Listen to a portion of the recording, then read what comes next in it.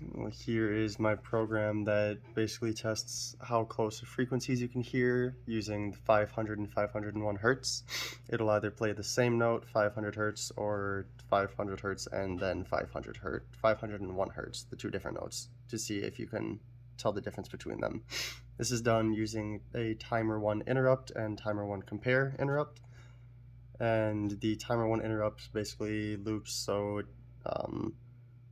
it oscillates every 100 nanoseconds, and then the Timer1 compare chooses the frequency that it wants to interrupt at, and it will then play the desired frequency very precisely.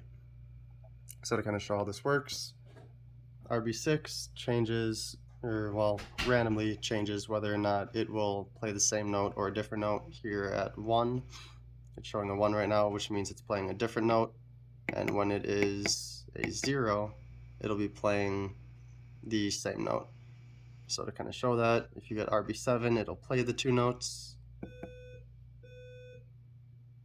And I don't know if you'll really be able to hear it, but it's the same note, same note. And then if you hit RB1, which says you think it's the same note, it'll tell you whether it's right or wrong. So I think it's the same note, and it says I'm right. And if you hit the wrong note or a different note, it'll tell you you're wrong. And if you go back to different notes, hit RB7 again, it'll play the two different notes. You say, hey, I think it's the same note again. Well, you hit that, and it tells you you're wrong. But if you say, hey, it's definitely two different notes, you hit RB1, two different notes, it'll tell you you're right again.